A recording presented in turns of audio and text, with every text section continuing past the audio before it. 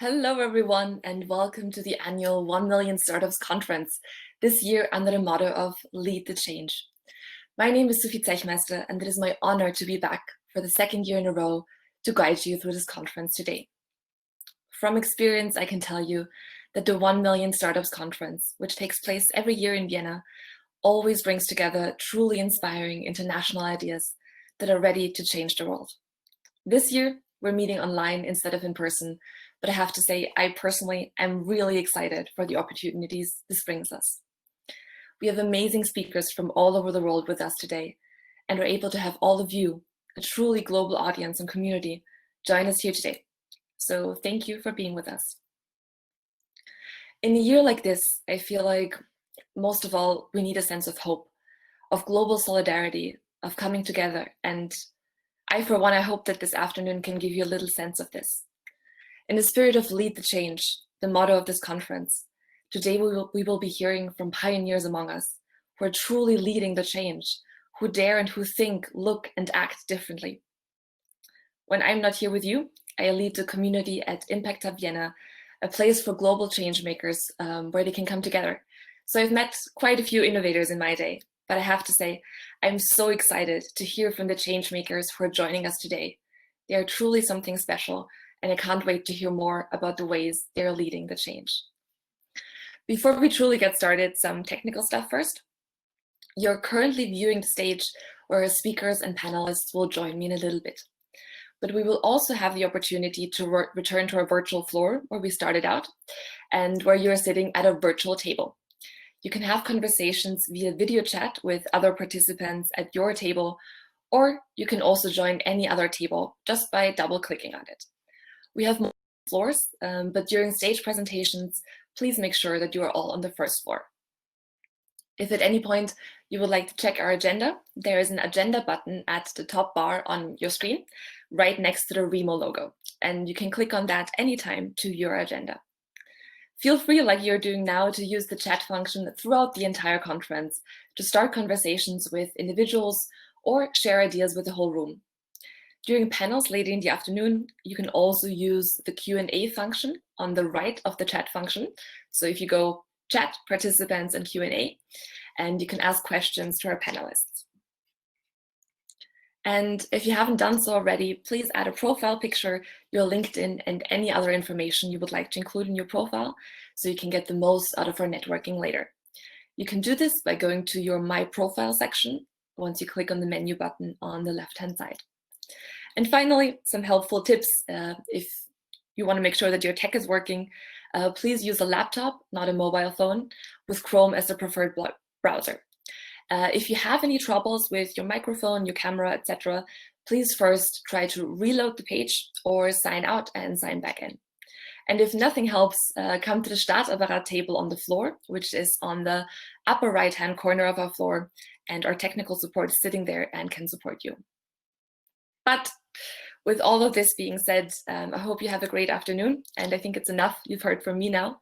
I think it's time to truly kick off our conference, and for this, we are honored to have a message from Margarete Schramberg, the Austrian Federal Minister for Digital and Economic Affairs. Take it away. Startups are important not only for Austria's economy, but they also play an important role to make our lives better. For us as a government, it is important, therefore, to provide a framework and conditions for startups that make them grow and give the best conditions that they can bring their solutions to life.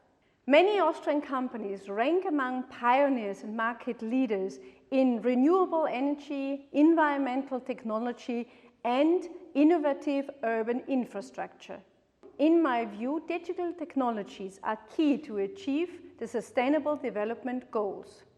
In addition to developing modern digital infrastructure with 5G and broadband, we also focus on the development of digital skills and citizen-centered public services. Startups which focus on tackling the SDGs create solutions from which we all will benefit.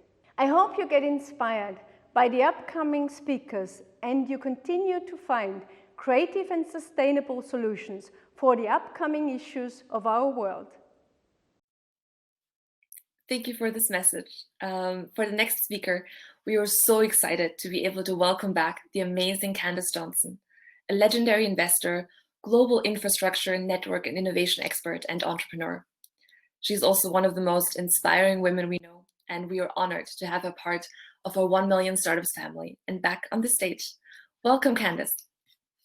Hello, startups, with you, Sophie, and of course, my dear friend Salma, and all of you wonderful startups from around the world. I love the theme of this year's conference, Lead the Change. And of course, I immediately thought of Gandhi, be the change that you want to see in the world.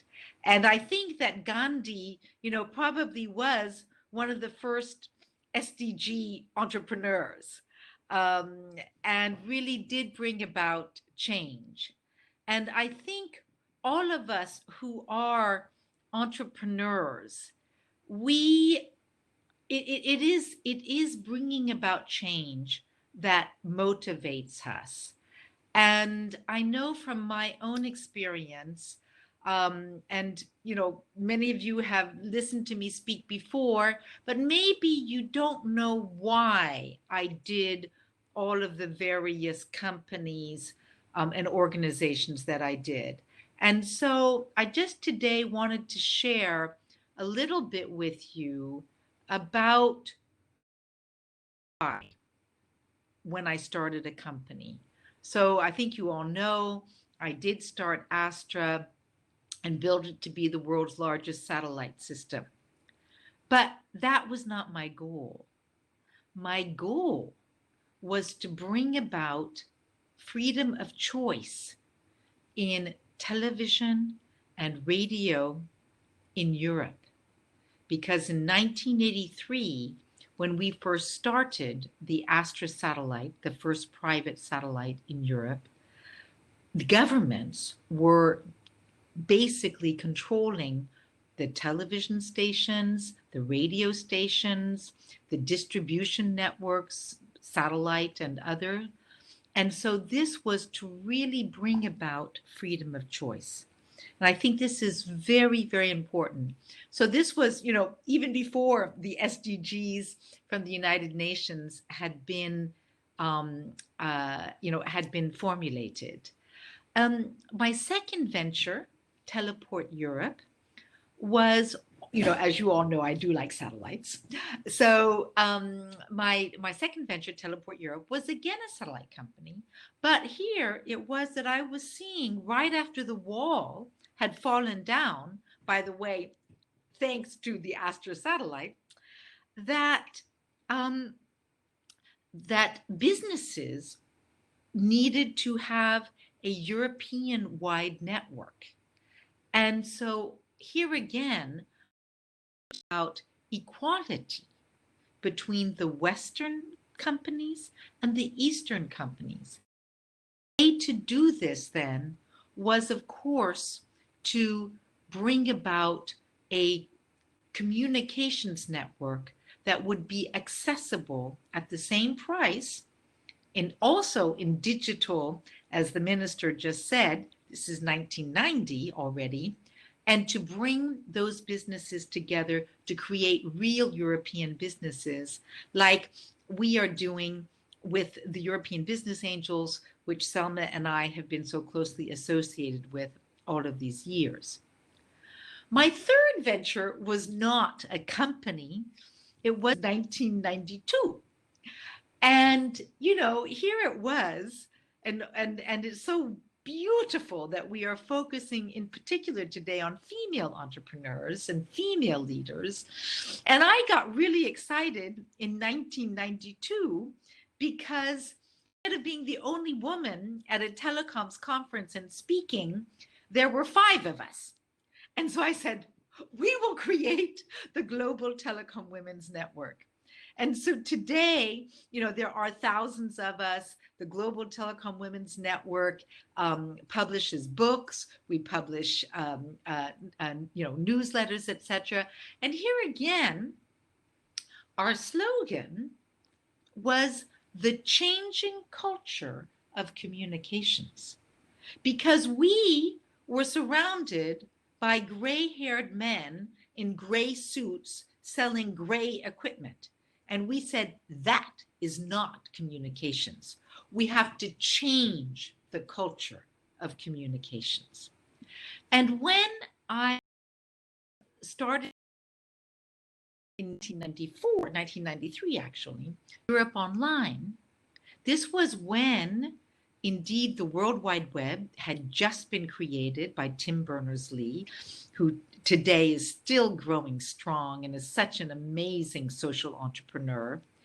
I said, this will allow mothers to speak with mothers.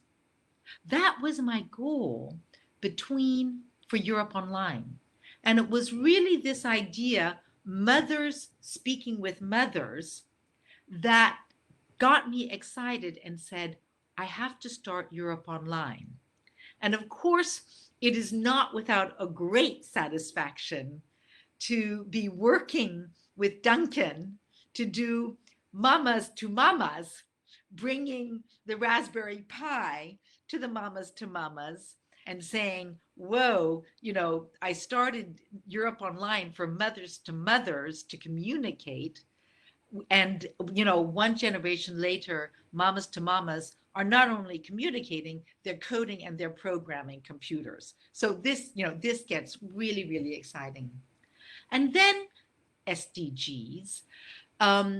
There are 2 or 3 projects that I'm very involved with that indeed fulfill almost all of the SDGs. And certainly one of them is the ONSAT, the Oceania Women's Network satellite that I had put together, a group of fabulous women from the Pacific and also then around the world to have our own satellite. And we were already using other people's satellite capacity for about the last 4 years to get going and, to bootstrap. I'm a big believer in bootstrapping. But last December 16th, we launched our own satellite on SpaceX from Cape Canaveral so that the hospitals would be connected, and we worked with the World Health Organization. And now today, getting those island nations back their economies, really being an engine to get those economies working again. And another project that I'm very involved with, I'm the vice chair of North Star. A lot of you have heard about debris in space. And, all of us are so excited about going to space. And, but unfortunately, we are getting more and more debris. And so North Star, this company where I'm the vice chair, we are actually then looking and identifying and tracking space debris. At the same time, we're also looking at the Earth, and we are identifying the polluters. I just wrote to a dear friend, about the wildfires in California and on the West Coast, and, saying that this was why, here again, why do I start these companies? Why do I go and work with them? Because they bring about change, and this company will be able also not only to detect debris in space, but also to detect wildfires before they get out of control. So this is extremely important. And I just wanted to talk a little bit about 2 topics which actually will have something to do with our next keynote speaker and other speaker. So, people always ask about entrepreneurs, and a lot of people, today entrepreneurs are very much, welcomed and almost sometimes, revered. But that is not always been the case. And indeed, when I was, 1983, early 1990s, people, particularly European governments, did not like entrepreneurs. And why did they not like entrepreneurs? because they brought about change. And they didn't want to have change. They wanted to keep the status quo. Well, in the meantime, of course, we know that having change allows us to grow. And without that, we will be lost. Not everybody understood that. So sometimes people would come and they would say, oh, my goodness gracious, Frau Johnson or Candace, you're not doing what you told us, what we told you to do. You should be filling out this Excel sheet and doing all of this stuff. And I just looked at them and I said, look, I do not do Excel sheets. I move mountains. You want to have a mountain to be moved? Come and see me. Now, I'm not like Rika, who actually goes and climbs those mountains, but it's very, very similar. And I was so thrilled to see that our keynote speaker would be talking about really not only moving the mountains, but having the mountains come to her as she scaled them. And then the second, and this is my last thing that I will talk about, is that actually Yasmin, one of the projects that I've been working very hard on recently is Astronauten. And this is a movement to get first all-female space crew station. So, when I saw that you are looking to become the first citizen-sponsored astronaut, which of course I will be supporting, I was thrilled about that. So, dear entrepreneurs, dear startups, and by the way, just one little thing, don't stay a startup. If you're going to bring about that change, you have to work very, very hard. Now, somebody's calling me, but I'm just going to tell them just one moment. I'm almost finished. So, very important for you to start, yes, but to scale those mountains and really to go to the next step. So, really, I am looking forward, just as I did with Duncan, 2 years ago, and we're there, our center, mamas and kids, how to code and program is running, it's up and running, and it's so exciting. And I'm looking forward, as we all go forward, to lead this change, to be hearing about your successes in leading change and in being the change you want to see. All the best, and thank you so much for having me. Thank you so much for being here, Candace. Before you leave us, I have one question from the audience who asked, oh, sure. If you were a pioneer in so many ways when starting your ventures and also the only woman, could you tell us more about 1 or 2 struggles that you had to overcome? This is a very funny question. It never occurred to me that I was a woman. I was brought up in a family of 2 boys and 2 girls.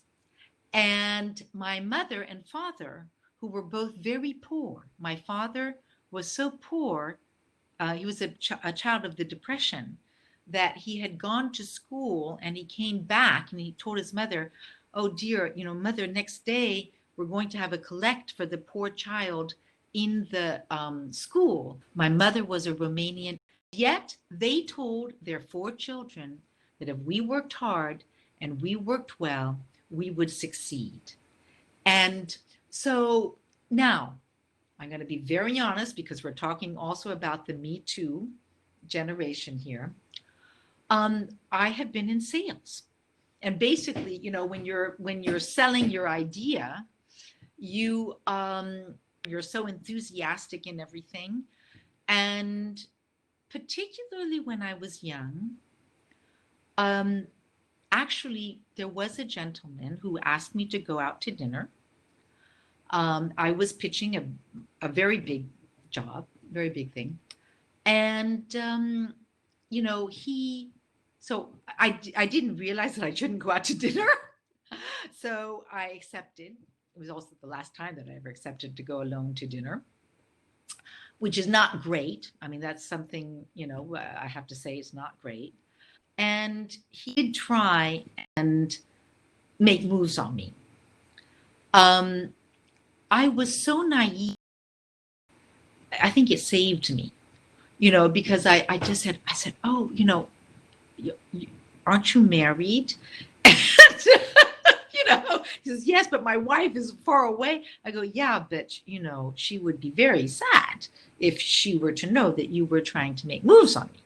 And so somehow I escaped the dinner and got the job.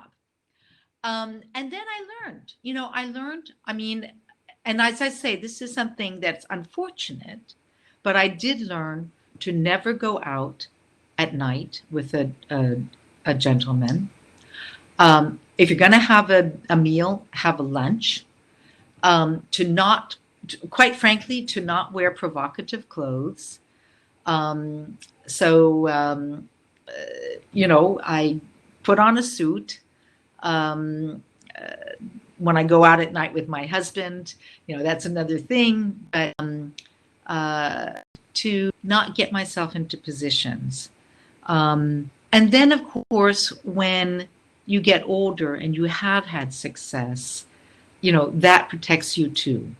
But I am not going to be, a person here to say that I didn't have to actually, take protection in one way or the other.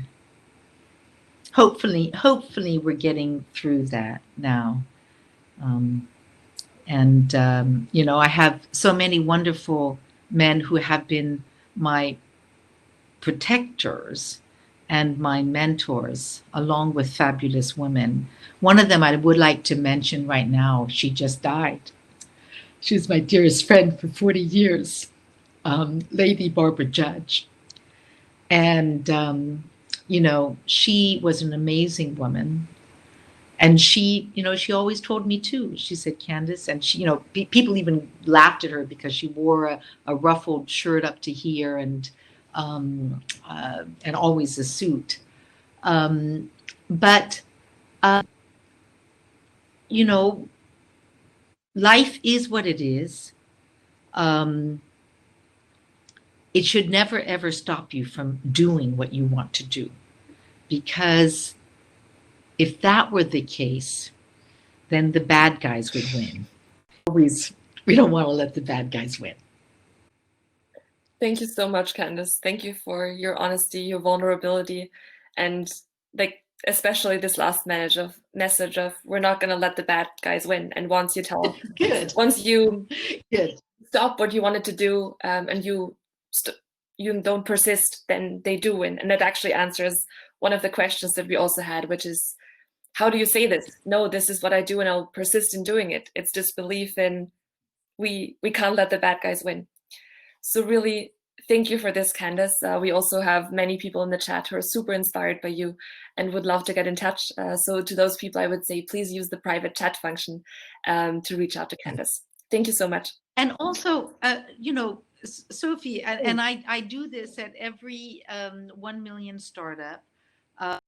It's kind of quite famous in the world of entrepreneurs, but I do Saturday morning Skypes. So Saturday morning Skypes from 8 until 12 French time.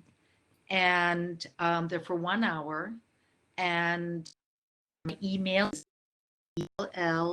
LADY, Satalady, @gmail.com.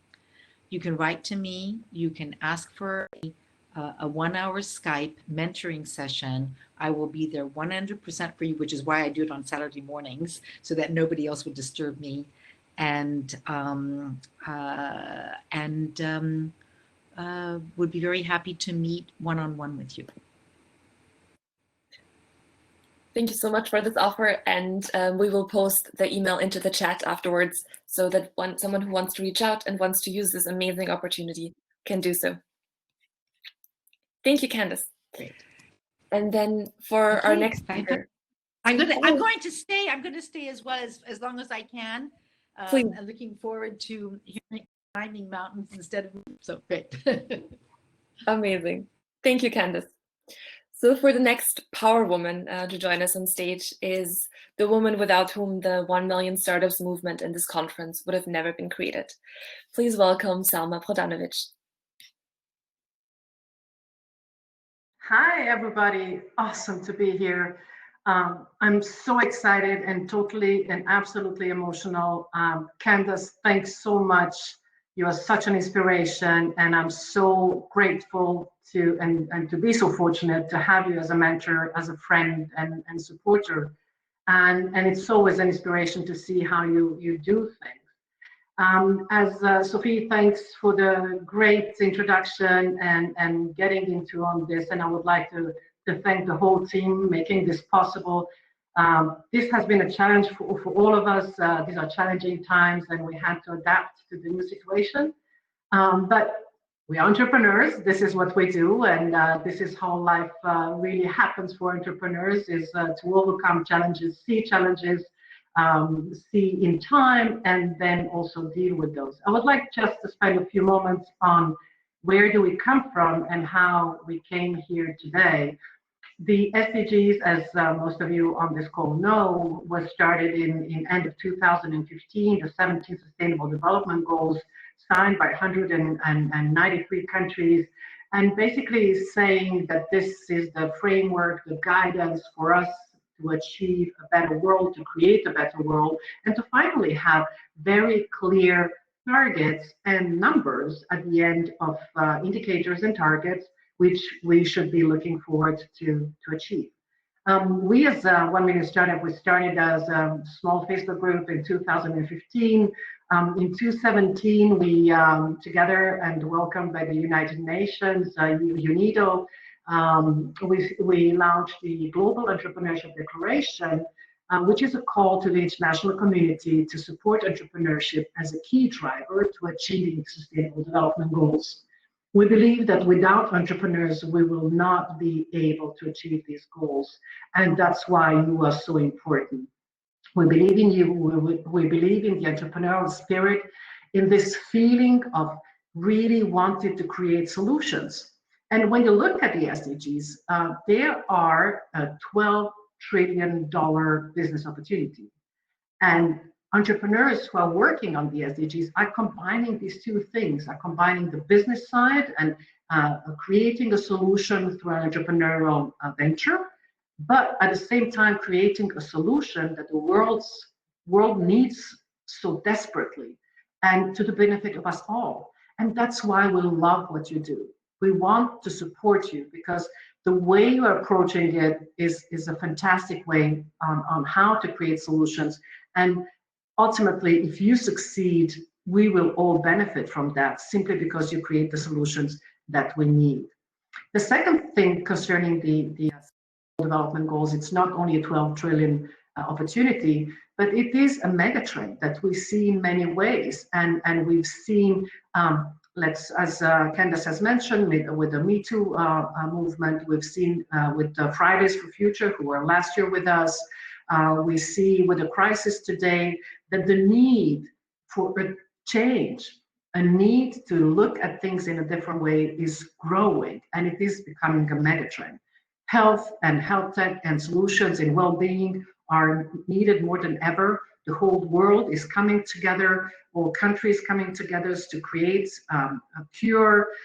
This has never been in this way before. We were never connected by disaster as well as by solutions, the same way we are connected here today.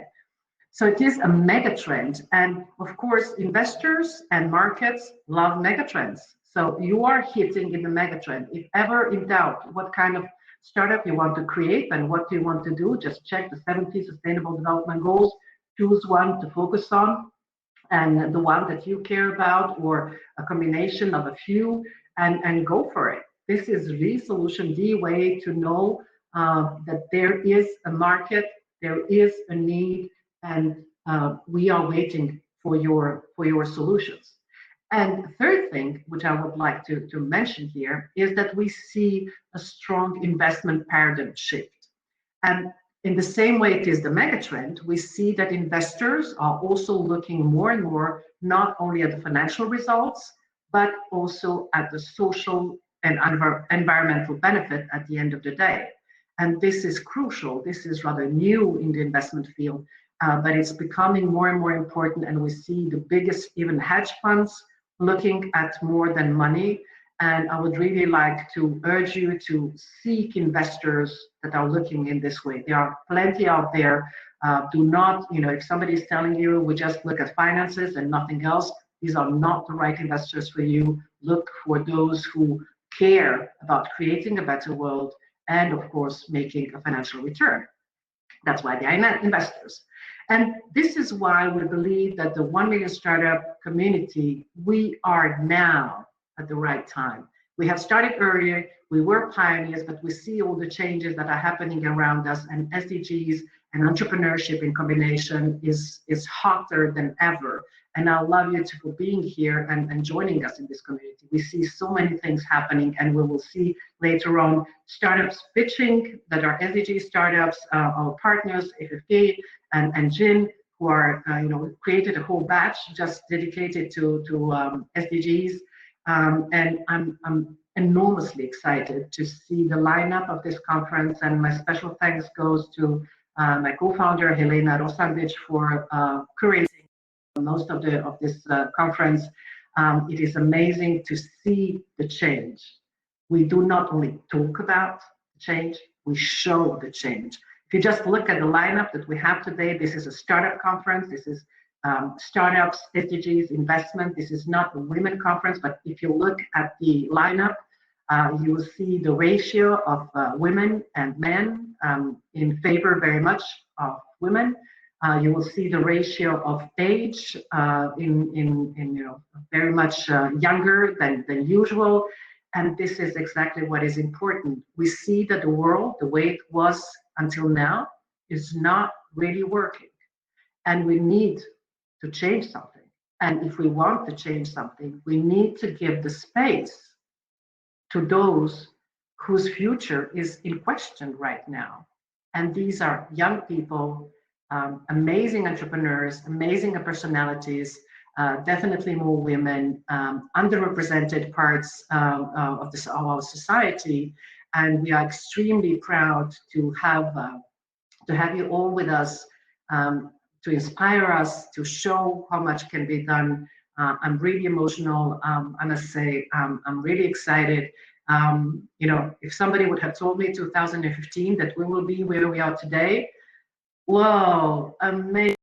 And I can't wait to hear all the speeches, the conversations, the networking. Please connect to each other. The 1 Million Startup community is an amazing community of people who support each other, who really love supporting each other, working together. It is about cooperating, collaborating. It's not about competing. There's enough for everybody, but we still need plenty of solutions. And only if together we are creating the world we dream of. As Candace had said, we will not let the bad guys win. So let's push for the right things, the right people, the right ways, and bring in the change. Thank you for leading the change. Awesome. Thank you for this, Selma. I have one more question from the audience who are asking that you're very good at balancing your personal life as well as your very impactful work life. Yeah. How do you do it? What's the secret? Well, let's be honest, I had to learn it the hard way. So I did not really succeed always in balancing, and then I had to go through some personal struggles and burnout.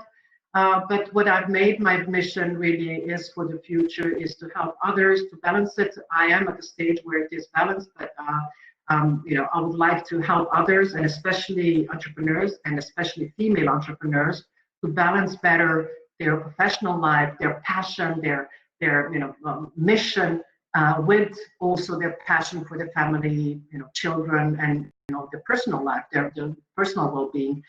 So basically, I am really focusing on combining 3 SDGs, number 3, 4, and 5, which is education, gender equality, and health and well-being. And of course, always in partnerships and creating courses and really trying to give my knowledge to others. But I just want you to, to leave you with one message. It is possible to balance. You can have it all. Don't let anybody tell you it's not possible. There is no reason we should feel guilty. There is no reason you should feel, that you're sacrificing something. Voice your needs, wants, connect with other women or other partners, and delegate things, but just go for it. You can have it all. Thank you. Thank you for this, Selma. And I think this is actually the perfect bridge to our next speaker. And when someone tells you you can't do something, you can't have it all, you tell them, yes, I can. Because like we said before, the theme of today are the people who dare to think and lead differently. And it's those people who are confronted with an obstacle and instead they see a challenge, who hear no and think, yeah, hell yes. And the woman we are excited to have as our keynote speaker today is exactly such a person. Like Candace has said, she's someone who scales mountains.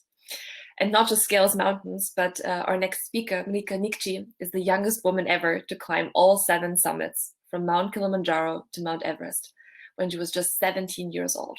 Mrika, we're really excited to have you. The stage is yours.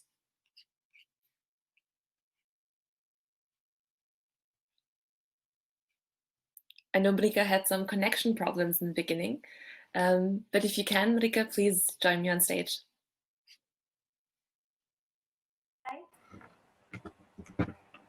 Can you hear me? Okay. Hi, everyone. Thank you for the opportunity to be here with you and share my story with you all. Where do I start? Okay. Since I was very young, I was really into sports, and I trained karate for 10 years, and I was champion of Kosovo 2 times. I also competed in skiing, and I was really into sports. But today I'm going to share with you my story of climbing the mountains. Since I was very young, me and my dad and my mom and my brother, we used to go and hike on the villages here in Kurkova in Kosovo. And I really liked and enjoyed just hiking because I could be my own self, and I could do whatever I want without being judged from anyone, because everyone was doing its own thing. Like someone was eating, someone was walking and hiking, and so no one was judging me. I started to climb the highest mountains here in Kosovo, like the highest in Kosovo, the highest in Albania, and then I started to go in Macedonia and climbing in Bulgaria. And I was feeling so successful. I'm like, wow, yes, I am climbing all the mountains. When I turned 16, 1 month after I turned 16, my dad said, there is this guy who is organizing a trip climbing Gran Paradiso, which is the highest mountain in Italy, and climbing Mont Blanc, which is the highest in Alps. And I was really excited too, because I was climbing and I was summiting all the mountains. So I'm like, yes, I'm coming with you to climb the mountain. And so we started to climb the mountain. And unfortunately, in Gran Paradiso, we were walking a little bit too fast. We were climbing faster than we should climb. And I got altitude sickness. So my mind was telling me, but my body was telling me to go back. And it was saying me, well, you're not summiting this time. And I didn't know what was happening. I didn't know what was happening with me.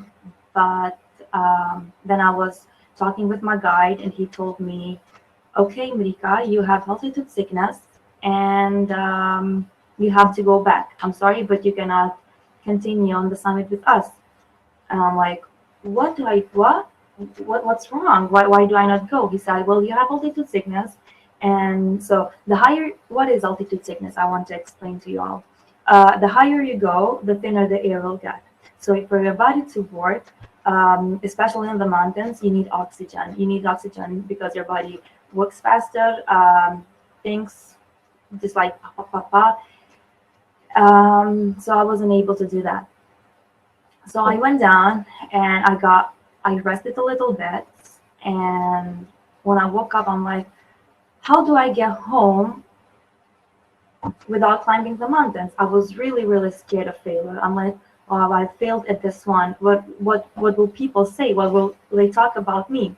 So we tried to go and climb the Alps in Mont Blanc, and the same thing happened again. So when we were in Mont Blanc, I was really I was so sure I'm going to climb this one. And I told my dad, because my dad follows me climbing all the mountains because I was only 16 and I couldn't go by myself. And I told my dad, okay, Dad, so we're climbing the highest mountain on Alps, and this is higher than Gran Paradiso. So if I climb this one, the people back home will not say that I'm not able to do and to climb the big mountains. But unfortunately, the weather was really bad. 2 soldiers died, and no one that month summited. So we went back, and I was broken into pieces, and I lost the confidence in myself, and I just told myself, maybe I'm not made to climb big mountains. So I'm just gonna hike for fun here in Kosovo or in other places where I can. But after like 3-4 months, my dad was like, the same guy is organizing a trip climbing Kilimanjaro, which is the highest mountain in Africa. It is 5,895 meters above sea level. Would you like to join me?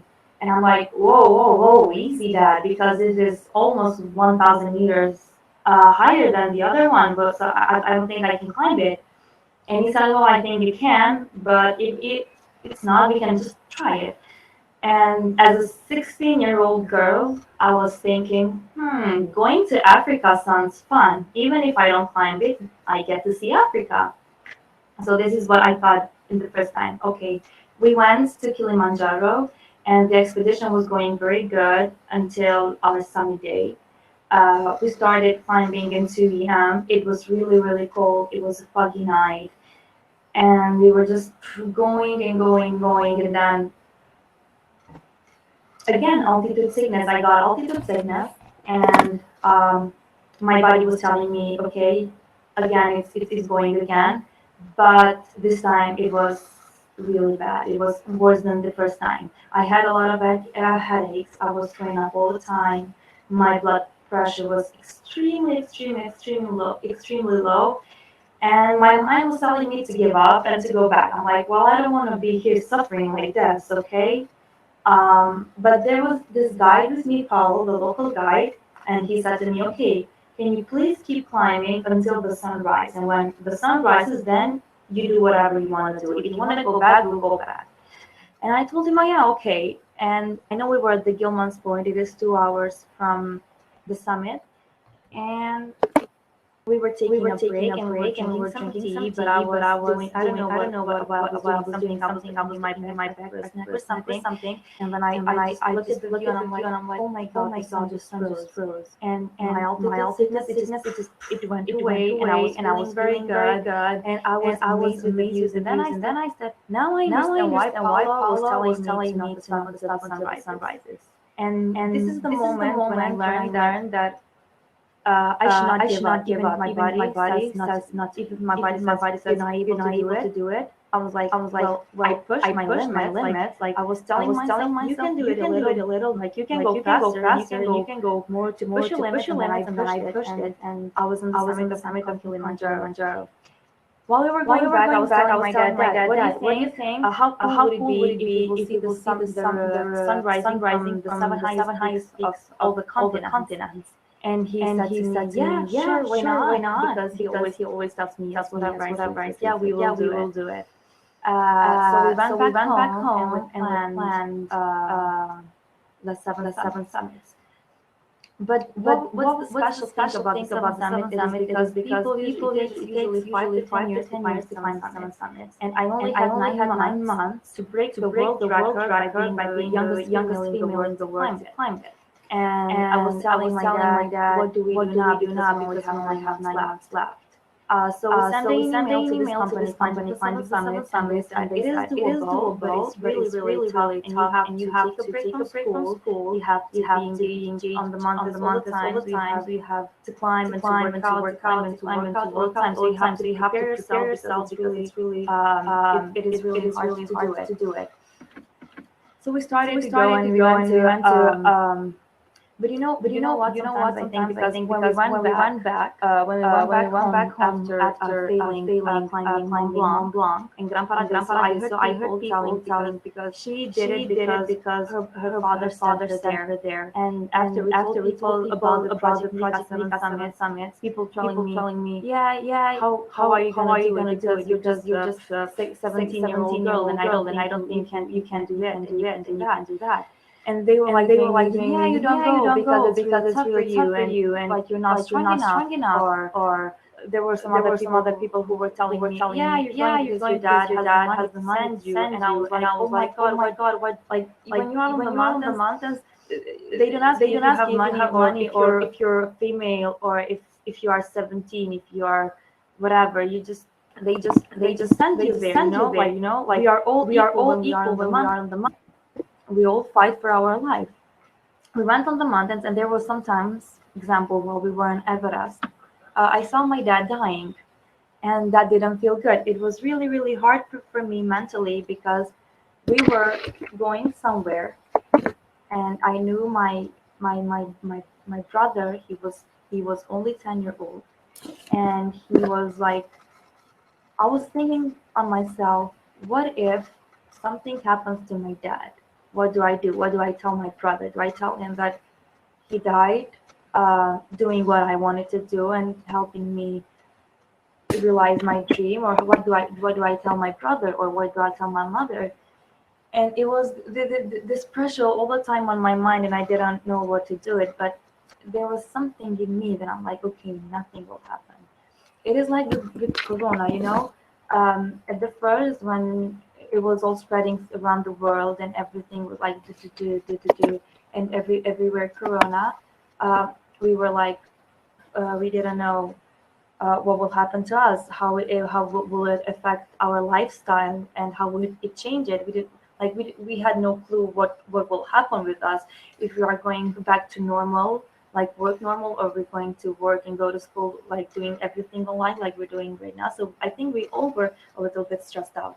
So that's how we feel when we are climbing big mountains all the time. Because, example, just imagine yourself being on camp of Everest on 5,000 meters elevation, with all like climbing boots on, climbing pants on, and everything you have on, and you're going to Camp 1, but you don't know if you're gonna make it alive up there, because you're just reaching this Kumbu ice fall, which are like big ice falls and big collapses, and there are every 5 minutes avalanches, every 5 minutes ice falls collapse, and you don't know what will happen with you. But what we do on the mountains when we got stressed out, we just start being positive, and we calm ourselves. We're like, okay, we will not die, nothing bad will happen to us, and we will go with the flow. That's what we say all the time on the mountain. There was this moment where we were in 8,000 meters, and my mask froze, and I ran out of oxygen. I didn't have oxygen, and I couldn't breathe. Probably we were really near the summit, and I was telling my Sherpa, hey Prakash, his name was Prakash, can you please help me with my mask because it's frozen and I cannot breathe properly? And he's like, because people there, everyone fights for their own life. You are alone on the mountain. You don't have, even if someone wants to help you, they just don't have the energy to help you, because you don't have the energy, because there is the doubt zone and you are all by yourself. And he was like, well, you just keep climbing and everything will be all right. And I know I was running out of oxygen, but it was okay, I will do it. I was telling myself, I did it this once and I'll do it again. And I'll pass all the things. And I'm here, I'm really near the summit, and I'm not allowing myself to go back without summiting. But it was this moment when I turned back and I see my dad. He was very far behind me, and he was struggling breathing. He was just sitting there, and he was like, and I'm like, Dad, what's wrong with you? But he couldn't hear me. He was like doing me go with his hands. And then I see Sherpas doing something like this, and I'm like, what's happening with my dad? And they're like, when he ran out of oxygen. So I don't know if we are able to change the oxygen here. And he was really struggling breathing, and I was struggling breathing. And it was like, oh, I think now there's something bad happening with my dad, and what do I do now? immediately I stressed out, but then again we went, okay, everything will be all right. So we summited Everest and we went back home, and I told my dad, what would you do if something would had happened to me? What if I would die or something? And he said, well, I would jump after you. If you fall from somewhere, I will jump and like we will die together. And I'm like, that's very selfish answer, and you should not think like that, because my mom and my brother, they are waiting home for us, and it's different if you lose one person, and it's different if you lose two persons. So if something would have ever happened to me or will happen to me in other mountains that we're gonna climb, you have to go back to our mom and our brother, and you have like to cherish the moments that we spent together. And he said to me, okay, you're right, that's what I would do. We went in Carson's pyramid, so it was real. Like I wasn't home for 4 months because I had to climb all the mountains together. So in Denali, I learned that sometimes you just cannot push through your limits, because you push, and there's this moment when you just cannot push. We were climbing in Denali, North America. I had a 43 kgs a backpack on my shoulders, and I had pulling a sled. I was pulling a sled, and I couldn't put my backpack on my own back without the help of the guide or without the help of my dad. So it was this time like we went, and I'm like, okay, I cannot go further. I think we have to go back. And the guy said, okay, let's go back to the camp and let's take a rest, and tomorrow we'll try it again. And I'm like, okay, that's what we'll do. So we went back, we rested for the night, we ate, we drank, and then the next day we tried it again. And at the same exact spot, the same thing happened. I just I just couldn't. And I told the guide and I told my dad, okay, I cannot go further. I think this is it. This is where all the Seven Summits project ends, with a failure. So I just couldn't push. Like my mind was telling me you can, my body was telling me you can, and my dad was telling me you can. I know you can. And we had a little conflict there. We argued a little bit because he was like, what do you want to do? Do you want to go back? And I'm like, no, I don't want to go back. What are you saying? What are you talking? That's not in the project. And he said, okay, then you have to go up. So don't stop. And I'm like, okay, but I don't want to go up because I can. And he was telling me, but what do you want to do? And I'm like, I just want to stay here forever. And he knew how I work, so he let me rest for a little bit. And after 10 minutes, we he said, are you ready to try it again? And I'm like, yes, I'm ready to try it again right now. So we tried it, and I pushed myself. I pushed my limit once again. And we summited Denali, and we went back. We went back to our family. We hugged each other, and that's where I learned that, because sometimes we are prepared physically, but we are not prepared mentally. And I think we have to train our mind really, really much, because example, I was trained on Mont Blanc, or I was trained in Everest. I was really feeling good physically. But if I could kept listening my mind to stop and to go back, then I would never climb the seven summits. I would go back. But I was just I started to control my mind just to push myself forward. And this is what we do on the mountains. It is really, because being on top of the world and coming back alive, it is what I am proud of. And this is what we should do. We should start from somewhere, but we should be proud of what we do. Because the first I failed and I was broken inside, and I could hear people talking bad things about me. And I didn't have the support at the beginning, but I had the support of my dad. It was the most important thing. And we reached that together. We did it together. So this is it. We have to support each other. And I agree with Selma when she said it's not about competing, it's about networking, it's about working together. Because example, when you're in the mountains, if you are all alone and if you're not trying to work as a team, as a group, we will all fail. We have to work as a team. We have to have our own strategy, so we are all will be successful. And this is what it's all about. We have to work all together, and we have to push ourselves forward. we should not let people say things about us because gender, uh, age, religion, it's not the thing that made they will not like stop us from what we want to do. I was following my goals and I was following my dreams, and I didn't give up on them at not any minute. It was there were times when I cried. I sat up and cried and cried, and I just was asking myself why I decided to come here. You know, why am I here? Just I was scared for my life. I was scared, and I missed my mother. I missed my brother. I missed the normal things that I do in everyday life. But if the bigger the challenge is, the bigger the reward is. Now I know that I can do whatever I want in life if I set up my mind. And I think this is what we all can do. If we set up our mind, we can do it if we want to do it. Because it's not about what people say, it's about who you are. It's about what you do and what do you want to achieve in life. Because if you want to achieve something, you will go get it. And for the end, I want just to give all a message because this message is not to stop, not to give up, going forward and everything. I know we hear it in everyday life, in everywhere. But what is the one thing that I taught from the mountains is to love each other, to tell people that you love them, to show love, to show compassion, not to argue with anyone, not at home with your mother, your brother, your dad, your sister, not with your aunts or cousins or friends.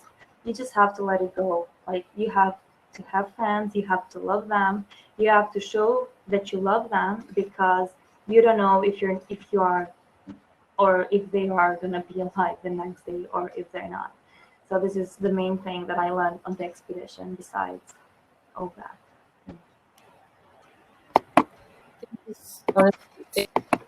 Because this was, I cannot hear you. I'm going to say it for the audience and for you, and Jim, but just thank you so much for the story. It was heartwarming, beautiful, and one of the most inspiring things I've ever heard. Really, thank you so much. And check out our chat. There are some beautiful questions for you.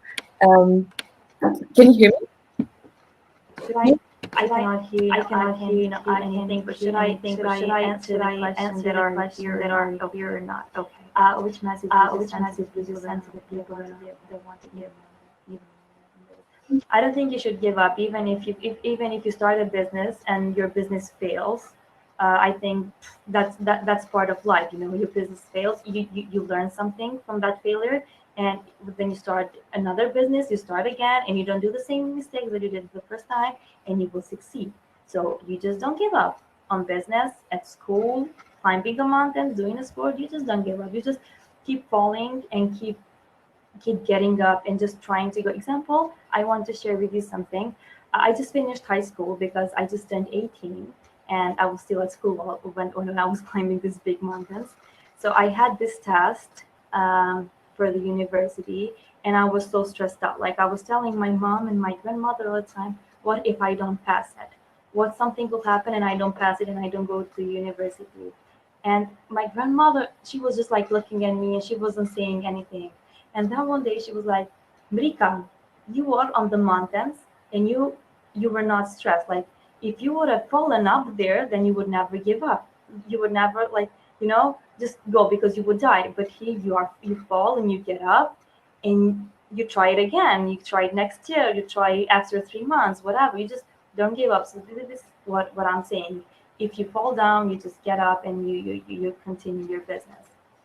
What is my next adventure? My next adventure is I'm planning to do North and South Pole. And if I do North and South Pole, then I will complete this Grand Slam strategy.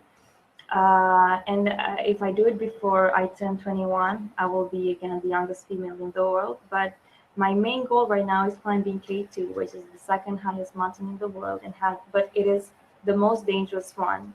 And like the percentage of the death is really, really big. Like maybe it is like 15%, and it's really big for the mountain. And I want to do that. And if I do that again, I will be the youngest female in the world. I don't know. I just cannot let this with the youngest. I just want to do the youngest everywhere. So basically, this is my adventures right now, besides finishing university. Thank you. Thank you so much, Marika. Really, as I've said before, it's such a beautiful, beautiful, beautiful story. Bye. Bye. Okay. And Marika has said really into the rest of her afternoon. It's, on the one hand, we're not alone. Even if on top of the mountain it can sometimes seem that way and people tell you you are alone in the death zone, but we get up and we keep going and we push forward. And most importantly, we love each other. And we show that to each other every single day.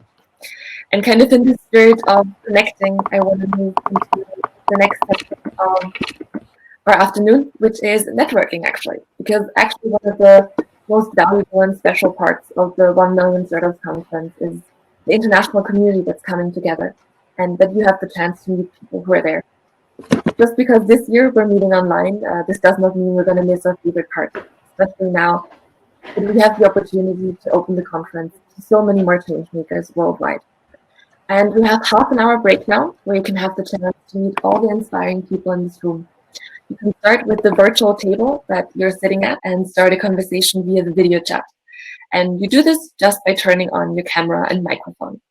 Or you can also join any other table by double-clicking on it and connecting to the change makers there.